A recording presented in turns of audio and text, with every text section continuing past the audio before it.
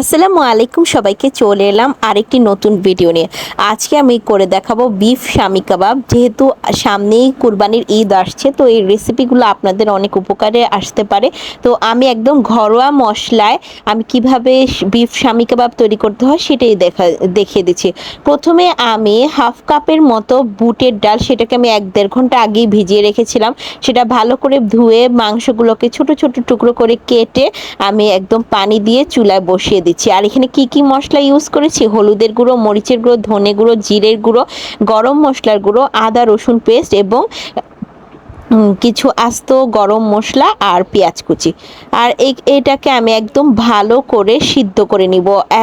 যখন পুরোপুরি দুটো জিনিস একবারেই সিদ্ধ হয়ে একদম শুকিয়ে যাবে, সেই পর্যন্ত আমি এটাকে পানিতে ফুটিয়ে নেব। এখানে আমি লবণও অ্যাড করে দিচ্ছি পরিমাণ মতো।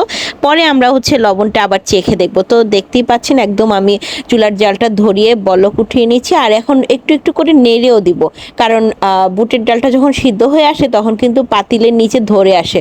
তো এটা করা যাবে না, তাহলে কিন্তু আমার কাবাব থেকে একটা পোড়া স্মেল আসবে। তো আমি কিন্তু সতর্কতার সাথে ভালো করে নেড়ে মিশে দিচ্ছি। দেখতেই পাচ্ছেন এখানে কিন্তু আমার পোড়া লাগেনি। তো এখানে যে পানিটা আছে এটাকে কিন্তু আমি টানিয়ে নিব, না হলে কিন্তু আমার কাবাবটা পারফেক্ট হবে না।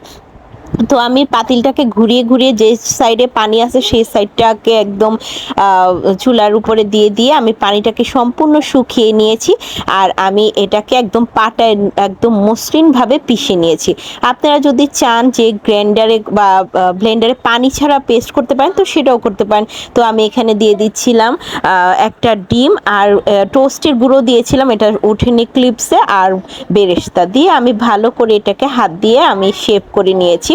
এখন আমি সরাসরি যে প্যানের মধ্যে আমি কাবাবটা ভেজে নিব সেখানে আমি চলে গেলাম। আর এটাকে খুব সুন্দরভাবে কাঁটা চামচের সাহায্যে চুলার আঁচ একদম মিডিয়ামে রেখে আমি এটাকে সুন্দর করে ভেজে নিব।